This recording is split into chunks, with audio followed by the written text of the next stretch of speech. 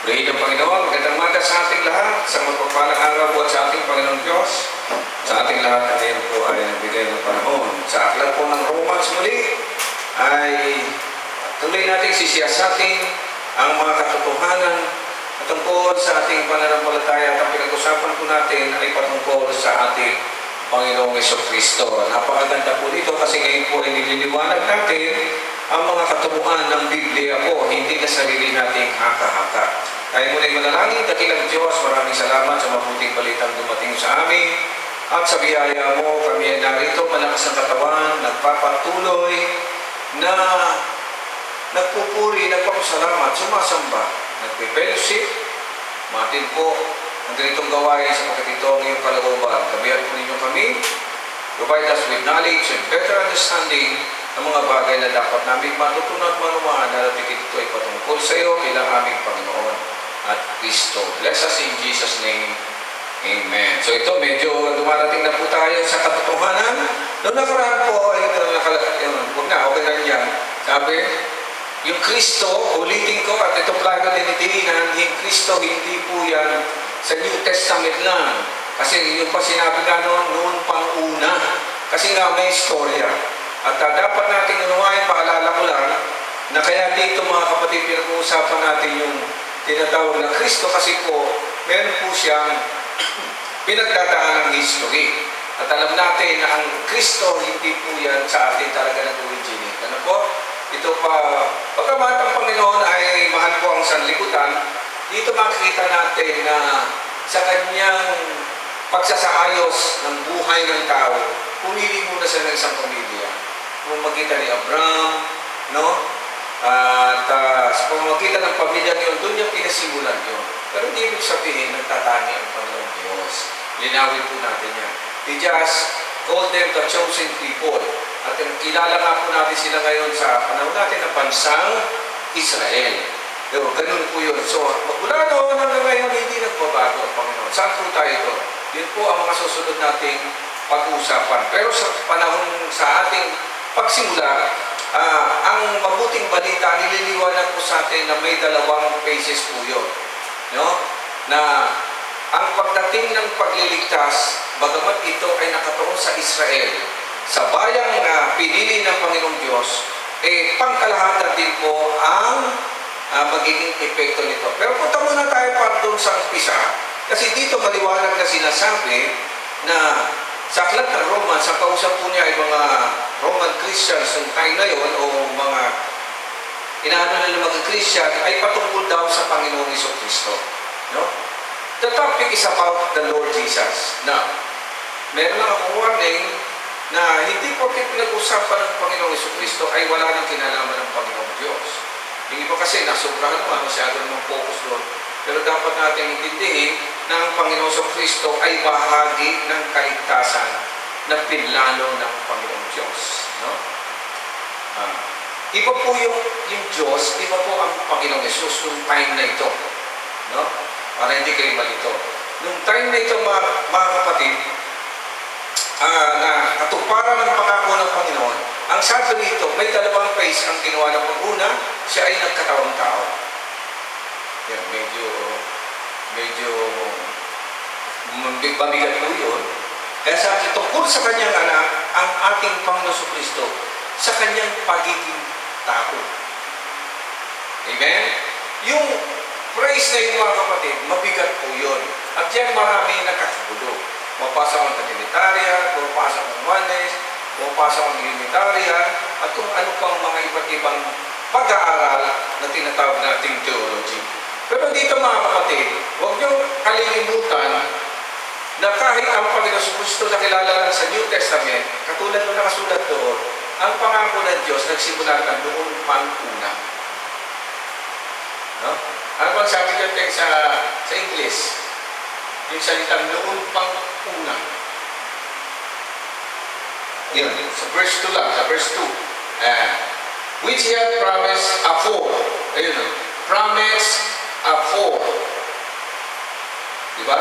Before, yung mga salitang afore. Ang ibig sabihin nun, may parenthesis pa, ibig sabihin, yung nagsulat ito, nilagyan niya ito ng explanation. No? Siya ang naglagay, basta may nakita yung parenthesis kaya wala yan sa original. So yung nag-edit yan, siningit niya yan nung una. At ako naman ay naniniwala na tama naman yung kanyang analysis. Kasi nga, ang pinasimulan ng kasalanan nung una pa, doon kay Eva at Adan. So ang pag-solve ng Panginoon, doon sa pinagsimula ng kasalanan. Amen? Pinagsimula ng kasalanan, noon pang una, nakaayos na yan. Now, ang mabigat lang, pag sinabing noong una, ibig sabihin, meron pong involved na time. Meron pong taong nalilipas. At walang nakaalam kung kailan ito. Kasi alam ng lahat na pag sinabing sa Diyos, wala siyang time talaga. Wala, ano po. Ang may time lang tayo. Pag sinabing walang time ng Diyos, kasi eternal siya. Hindi siya nasasakot ng kahit anumang limitations ng time. So wala talagang time yan. Pareho sa kanya noon, ngayon, magpakailanman. Pag sinabi ngayon, ibig sabihin, wala. Di ba sabi natin ang Diyos ay noon, ngayon, magpakailanman. Anong ibig sabihin noon? Wala. Wala siyang limitations ng time. Siya mismo yung time. Kaya nga, dito makikita natin, ang tagakwenta lang ng time, yung tao. Amen. Kaya, like kung dala-dala ito, kasi dito nakikita, na grabe naman yung sinabing noon pa una, nasa Panginoong Diyos na yun. At tumakbo nga ang panahon. Paano natin nalaman tumakbo ang panahon? Kasi nga, iniwanan tayo ng tinatawag natin Bible. Books ang ibig sabihin ng Bible. Books na ano? Doon nakatala, doon itinala ng mga anak ng Diyos ang kasaysayan ng tao. Hindi po kasaysayan ng Diyos, kasaysayan ng tao. Kaya hindi mo pwedeng i-trace ang Diyos eh. Limitless siya, endless siya. No beginning, no end. In fact, kung bumalik tayo, He is the beginning, He is the end. So wala talaga eh. Kung hindi kang about God. Now, nagkaroon po ng intriga nang tumating ang Panginoong Jesus. Doon lang po nagkaroon ng ano. Kasi mga kapatid, kahit sa history ng religion, alam nila mga kapatid na may Diyos, no? Hindi na po ito bago sa kanila. Ay, yung Diyos pwedeng magkatawang tao. Theophany po ang tawag niya. At makikita natin sa Old Testament, minsan bumababa ang Diyos, nakikipag-usap sa Diyos, pero wala siyang exact na itsura. Wala. Di pa nakipag-usap ang Diyos kay Moses? Amen. Nakipag-usap ang Diyos kay Noah? Amen. Nakita ba alam ba nilang itsura? Wala. Tinig lang ang kanilang naririnig. Yun lang. Amen. At para maintindihan ninyo, yung pangyayari ng una, history yun. Hindi pa yung nakatala. Amen. Itong ano natin, yung pagkakasulat ng Biblia, ang nagawa na nito, yung tao. Sabi nga nila, they believe na may sulat nito, lalo sa Old Testament, si Moses. At yung kanyang mga eskriba, yun na nga. Amen. Kasi nung nilikha ang langit at daigdig, wala pa naman si Moses. Amen. Para hindi nyo ma-misinterpret. So it is isang history na natala, mga kapatid. Di ba wala pa naman, di pa naman marunong magsulat ng tao ng araw. Pero nung marunong na sila, sa madaling salita, ang lahat ng naisulat galing saan? Sa memory. Sa history, nung araw kasi salit-saling labi lamang. No, salit-saling labi lang. Kwento ng ganito, kwento ng ganito ipapasa. But this time na na-invento ang writing, nagsimula na yan, isulat mga kapatid. At ito ngayon namin dito. Kasi baka question lang ng iba. Saan kinuha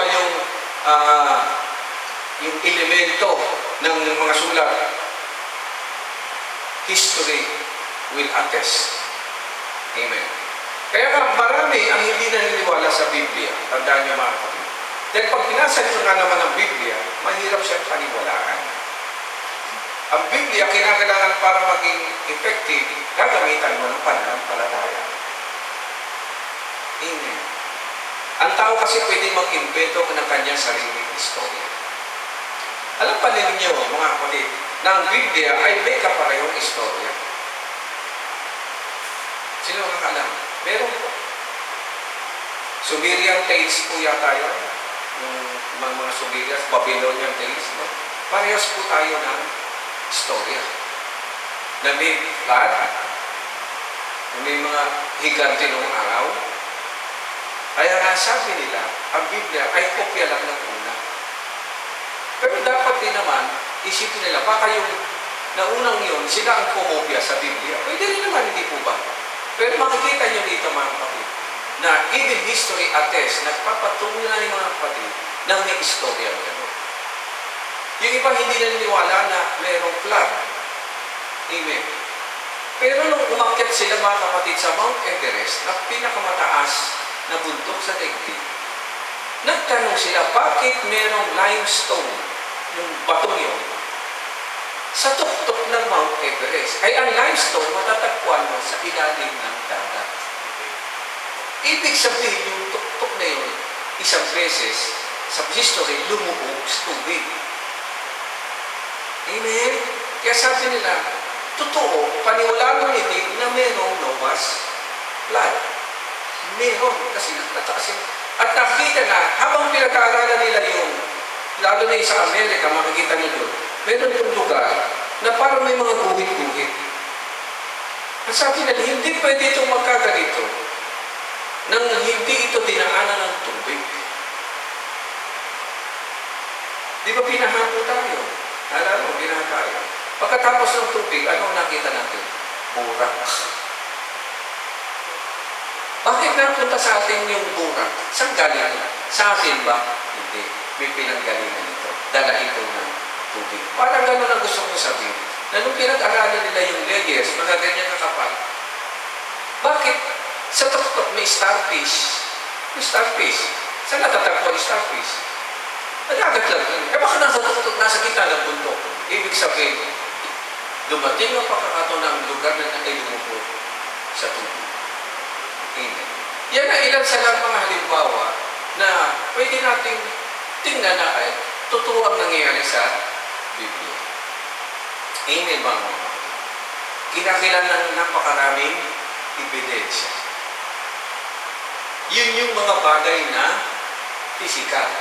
Ang pinag-uusapan natin ay bagay na spiritual. Itong pinakamahirap. Amen. Alam ng lahat na ang Diyos ay Espiritu.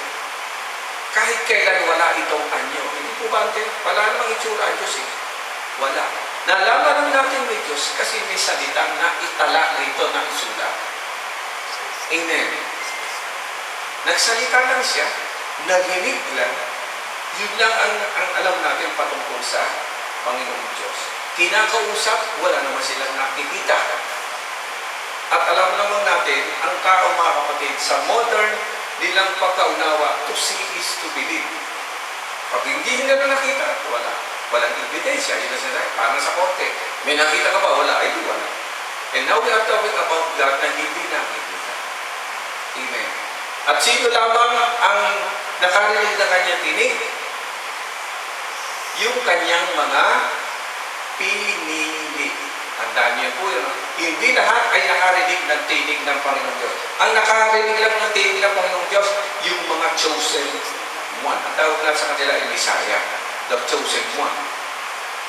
O, pag nag-isip sino mga chosen one, siyempre una-una si Adan at Eva. Sino yung una eh? Amen mga kapatid. Sino pa? Yung anak ni Eva talaga. Kinakausap si Cain. Diba? Kinakausap ng Panginoon. Tinatanong ko, Cain, nasa yung kapatid mo? So, narinig niya. Sino pa? Sila Enoch na nakasama ng Panginoong Diyos. Kasi Enoch walked with God at hindi po siya namatay. Yun ang sabi. Ganun yung unang panahon. At marami pa. And on the last days, si Abraham, tinawag ng Panginoong Diyos. Sino Moses, tinawag ng Panginoong Diyos. Amen. But the worst thing is, kahit narinig nila ang tinig ng Diyos, hindi pa rin sila sumunod. Amen. Walang ibang lahi sa daigdig na ito na nakausap ang Diyos bansang Israel. So sa kanila binigay ang alin? Ang salita, ang kautusan para sundin. Amen.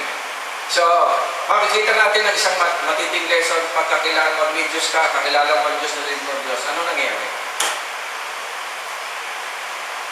Yumayabang ka na. mamalaki ka na. At ang pinakamasakla, titigas pa ulo ng bato ni Diyos ko. Ganun po ang ugali ng Israelites. Hanggang ngayon, ganun sila magsalita. Hindi sila maano kasi pinili sila ng Panginoon Diyos. Kasi nanonood ako ng mga ano nila, palagi ganun sinasabi niya. Walang problema, kadirahin ko kami. Bakit? Kakampi namin ng Panginoon Diyos. Puro hanggang ngayon yan mga kapatid. Pero what happens? Naabuso nila yon. At ano nangyari? Hindi ang kinukonsin ng Panginoong Diyos, kaya sila po ay pinarusahan. Pero ang pagpaparusa ng Panginoong Diyos ay para daw pagpaparusa ng isang magulang sa kanyang anak. Amen. Parurusahan, pagkatapos ng parusa, aaliwin, gagamutin ang mga sugat na tinamo. So mababasa ninyo yan sa maaklat ng mga propeta. Amen. Amen ba mga kapatid?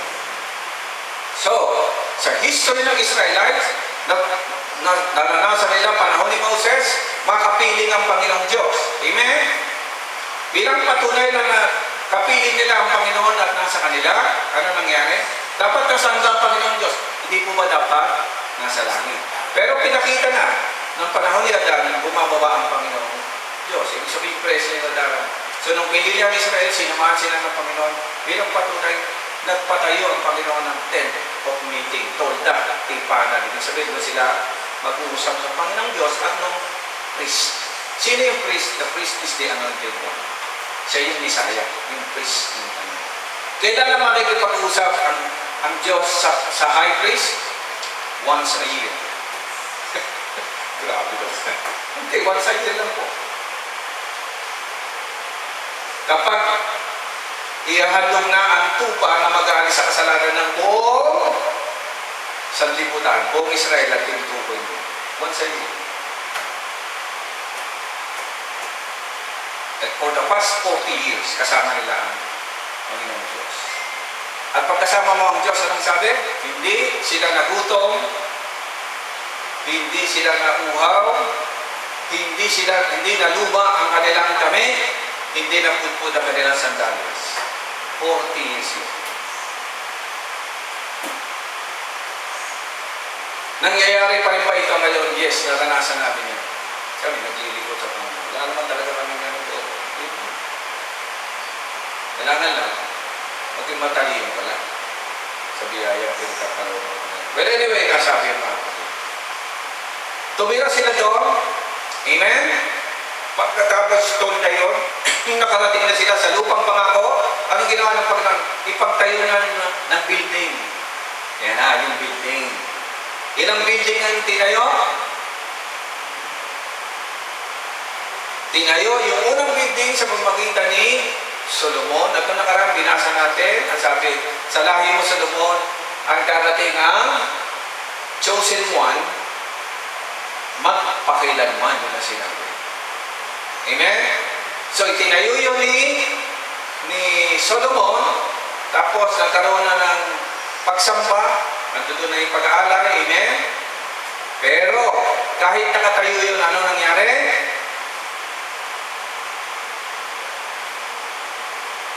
Una, kasama nila ang Diyos sa wilderness. Kasama na nila ang Diyos palpak pa rin. In fact, lahat ng 20 years old pataas namatay.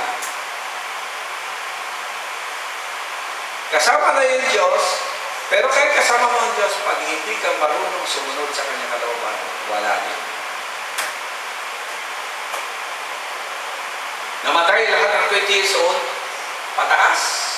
So, nung lumabas sila sa wilderness, ang lahat ng naligtas ng kanyang 20 years old, pababa. Naintindihan niyo? Maliwanag po yan. Nung itinayo ni Solomon yung templo, amen ba mga kapatid? Di kasama na naman nila ang Diyos, amen? Natayo na yung templo. Meron naman silang mga chosen one, yung priest, may propeta sila. Anong ginawa nila?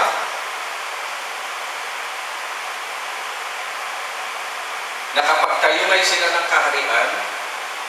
Yung kaharian nila mga kapatid, traidor. There are 12 tribes in the kingdom of Israel. Ang problema, yung mga anak ni Solomon, kalahati mabuti ang hari, kalahati masama ang hari.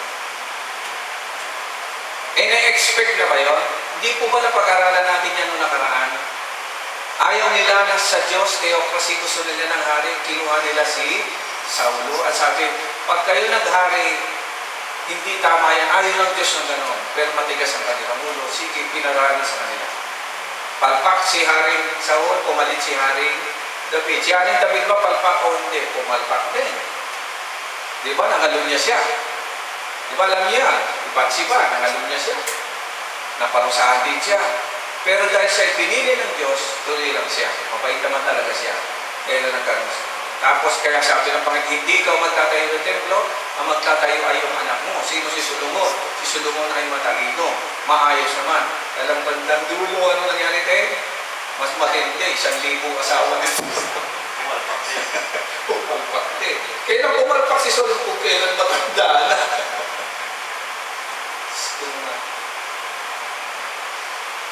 Yung lolo palpak, yung tatay palpak, yung mga anak, grabe, nahati. No, nahati yung karya. Dati, nang nangyari, yung 10 nagkampi-kampi. Yung dalawa, so meron tayong Northern Kingdom,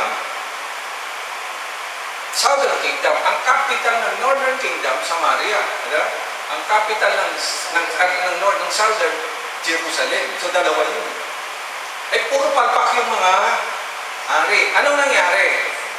Pinarusahan na naman sila ng Panginoong Diyos. Unang pinasakop yung mga mga matitigas ang buwang hari, sa Northern Kingdom pinasakop yun. Di wala na. Siya may natira na lang sa baba. Nahuli sila kasi nandun yung templo ng Panginoong Diyos. Pero, may nangyari pa, matigas pa rin ang ulo. So, pinasakop na rin po yung giniba po yung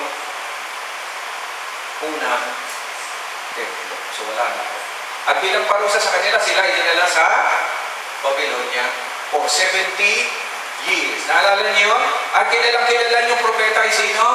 Of course, si Daniel, diba? Si Meshach, si Abednego, yung mga Amen ba mga kapatid? After 70 years, hindi nakalimot ang Panginoon sa kanyang pangako. Pinahintulutan silang bumalik sa Jerusalem. Pagdating sa Jerusalem, wala naman pong templo. Amen. So inutusan, kaya mababasa si Nehemias o si Nehemias na maging gobernador para ayusin yung Jerusalem. Amen ba mga kapatid? So balik sila doon mga kapatid, pagbalik nila doon, walang tao, wala lahat, ang nagawa lang nila, pader. Ito niya istorya mga. So ang tagal. Hanggang dumating, nasakop naman yung sumakop sa kanila ng Greek Empire. Sino ang bida sa Greek Empire? Yung 33 years old, si Alexander the Great, naaalala nyo, bata rin yun. Kaso si Alexander the Great, bakla din eh. Tapang niya, mahilig sa lalaki, mahilig sa babae. Kaya uso na po yan ng araw. So, 33 years old namatay si Alexander the Great. So, bumagsak ang Greek Empire, pumalit ang Roman Empire, at siyempre nilusog sila mga kapatid. At yun ang history. Nag-aantay pa rin sila ng alin. Kagapat, ligtas ng Misaya. Naalisin na sila sa ganun. Pero oras nga ng Panginoong Diyos, kaya intindihin yung mabuti.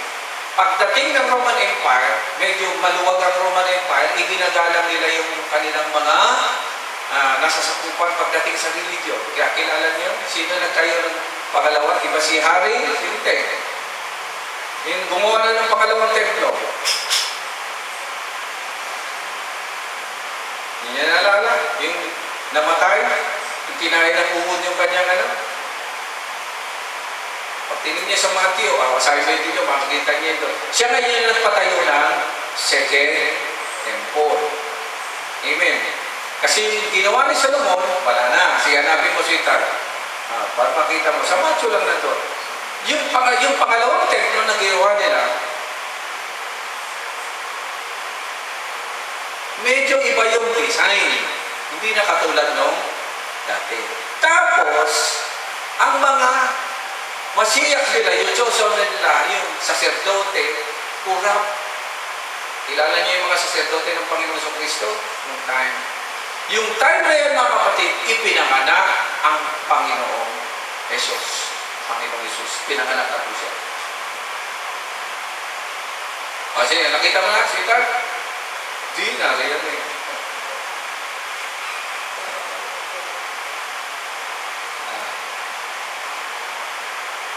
Kilala niya yan. Sige, hanapin mo. Nandun lang yan sa aklat ng Matthew. Kaya sa aklat ng Lucas. Yan, mamaya. Kaya pa. Amen ba nga mga kapatid? Na, nung dumating ang Panginoon si Kristo sa time ni Noon, sinong hari noon? Magpapasko na siya nga po. Ang tinala, sino ba? Sino?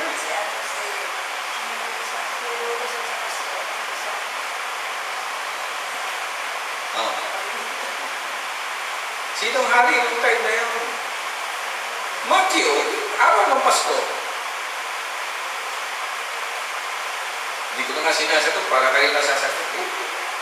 Andiyan na sa Matthew 1.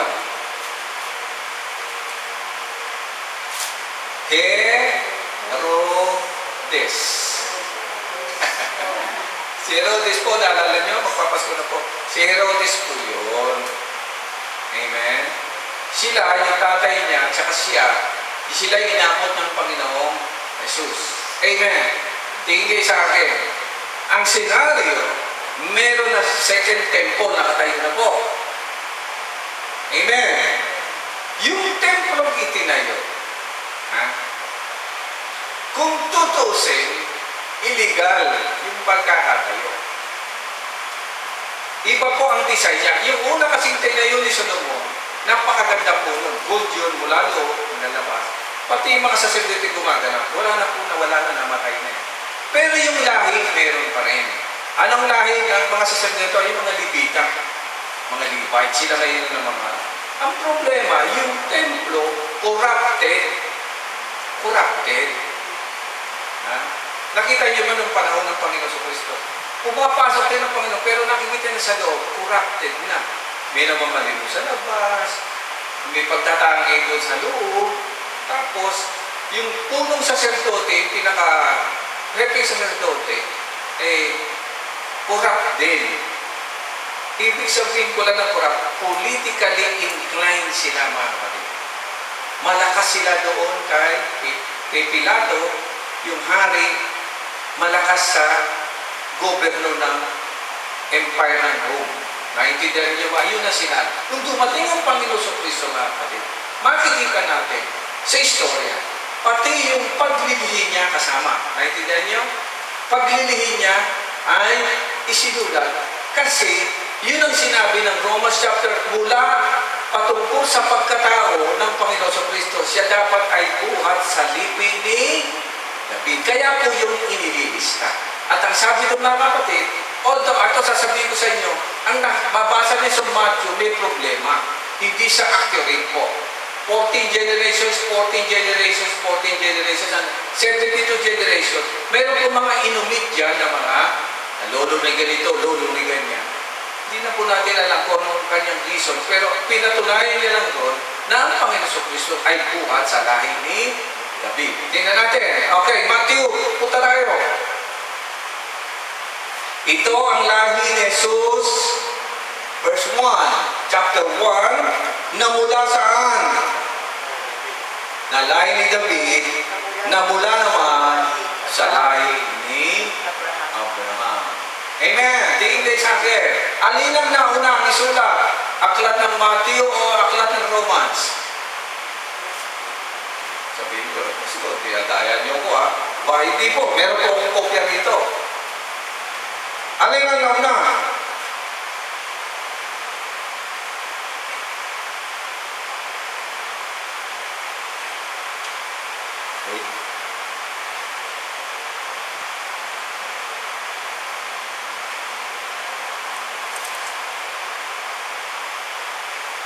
Okay, ayon dito sa kopya ko, nauna ang Matthew, AD 40. Ang pagsulat ni Paul sa Romans, AD 56. So, 16 years ang lumipas. So maaaring ang Gospel ni Matthew, kung ito ay totoo sa ang isa sa pinagbasihan ni Paul sa pagsulat niya ng aklat ng Roma. May patunay siya. Ito, di ba? Kita niyo naman. Galing siya sa lipin ni David. Bilang tao. Amen? Naintindihan na po ninyo. So, nung dumaan